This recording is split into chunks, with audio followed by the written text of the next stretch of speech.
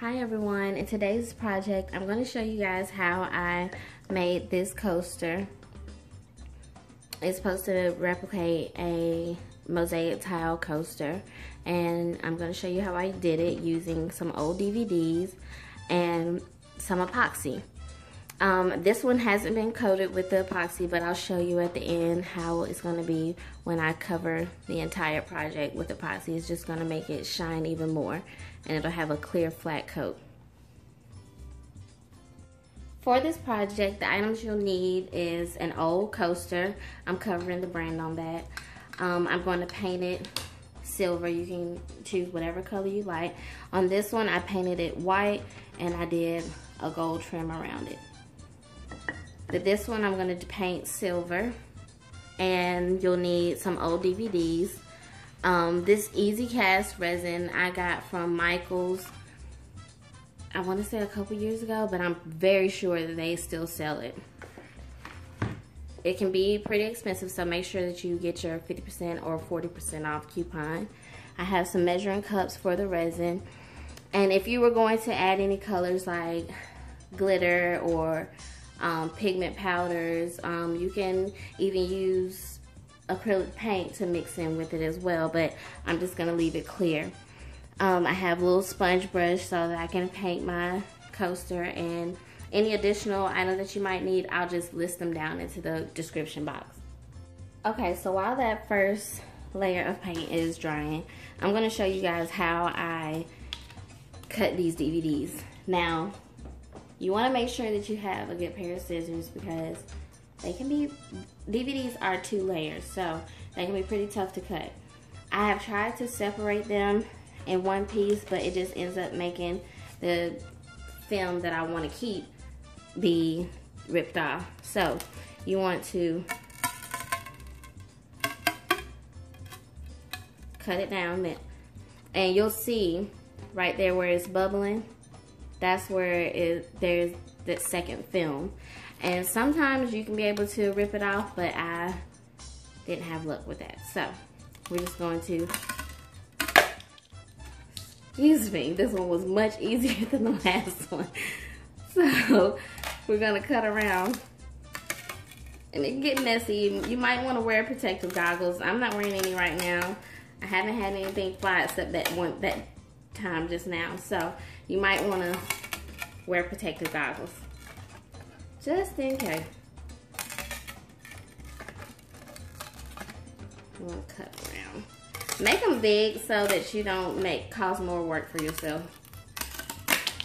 Okay, so that's the point. We want to be able to cut them up into small pieces. Well, this one just kind of broke apart, but tear them apart. And once you've gotten them torn apart, I just like to go through them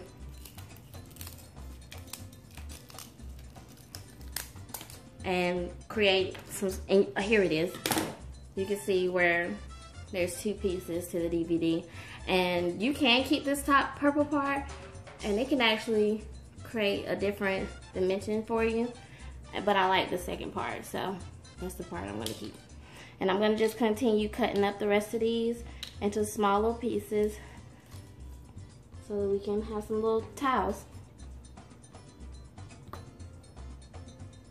Okay, so now I just wanted to show you guys how I set up the tiles so that we could get them ready for the coaster. I just used a little bit of Elmer's glue to help stick it down, but before I did that, and I took the CDs, or DVDs, and I just went around the edges because I wanted to take the straight edges and create a barrier. I wanted to keep a little bit of space in between them so that it can look like grout, sort of.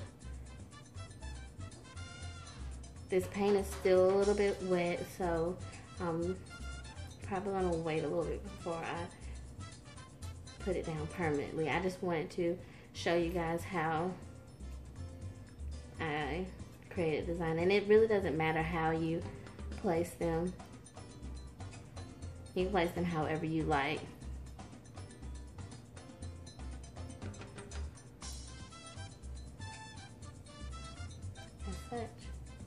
You'll just keep going around until you cover the entire piece. Fingerprints, I didn't worry about the fingerprints right now because of the simple fact we'll just, once it's glued down and it's dried, we can just go over it with a microfiber towel and clean it up. Okay, so I went ahead and did a white layer on this other coaster. I will probably do another layer of the white just so it can be nice and opaque, and then I'll do another layer of the silver. But while we're waiting on that to dry, we have our shards here, and I went ahead and cut those up. And with epoxy, this epoxy that I have, it's an art epoxy, so you don't have to use a blowtorch, but it can create air bubbles. So to prevent air bubbles, I put them in a nice hot bath, a water bath, just for about 5 or 10 minutes, just so the resin can get nice and warm, and when it does pour, it's not a lot of bubbles in it. I use this microfiber towel to clean it up as best as I could, because we don't want any lint or anything to get into our artwork. While we're waiting on that, okay, so let's get to work on this epoxy. My measuring cups that I have, they do have lines on here because you want to make sure that you have a 1-to-1 ratio with this epoxy. If not, it may not harden. I believe that's part of the reason.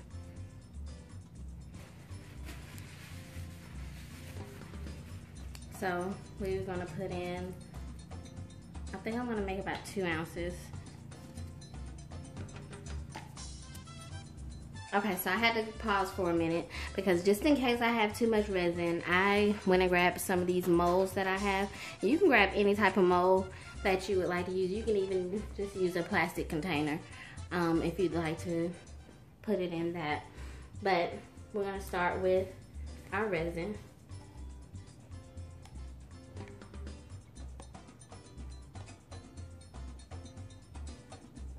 Let me see.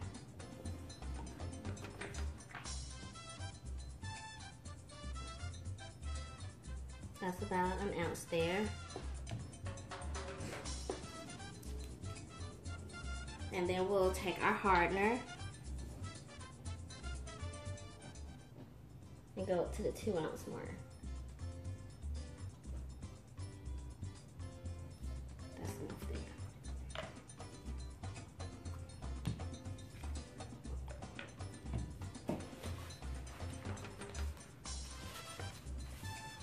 And then you just want to mix this for about 2 minutes, scraping the sides, make sure that the bottom is nice and scraped. But you want to make sure that you stir it slowly so that you don't create air bubbles.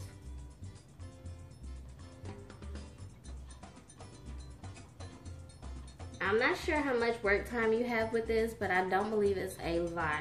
So I'm gonna quickly get this through and then I'll show you the pour. Okay, so once you've gotten your resin mixed, and it looks a little yellow now, so hopefully it turns clear by the time this dries, you will want to make sure that your area is clean for one. Take the resin and just dump it. It means when I wear makeup, it enhances me. With True Match, I can't tell where my foundation ends and where my skin begins. find your True Match. 100% guaranteed from L'Oreal Paris. Once you've poured it, you just want to kind of move it around. And it looks like we're a little unlevel because it's running to one side. Make sure you're level so that you're not making a big mess.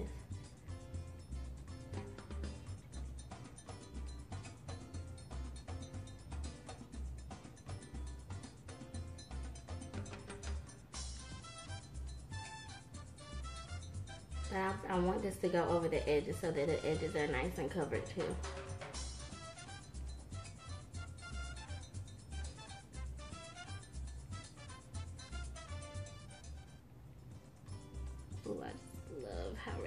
stuff look. You can go around the edges.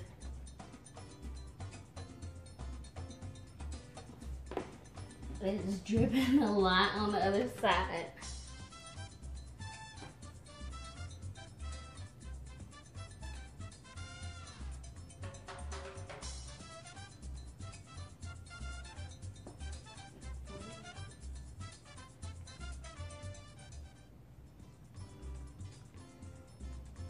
So yeah, I did have just a little bit too much resin, so I'm definitely going to fill up those molds with the resin. But I'll do that off of camera because that's not what this video is about.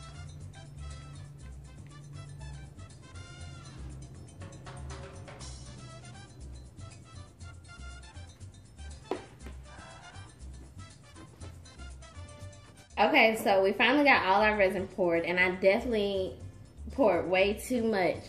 I went ahead and used up all the molds that I had, and you can see there's a lot of pour over on our project, but check out our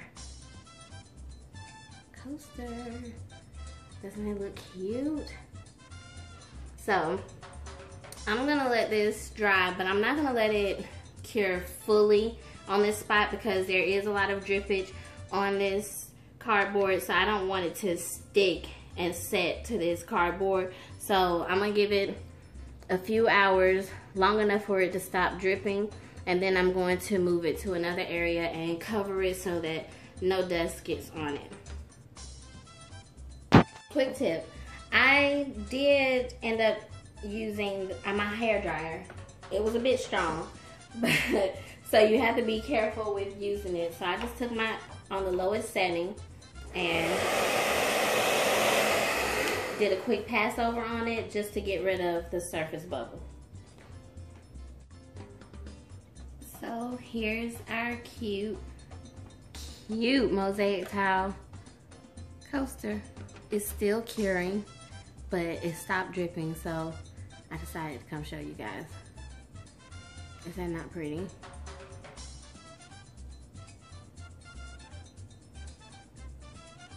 I'll show you some better video of it on the side so you can see the clear coat on it.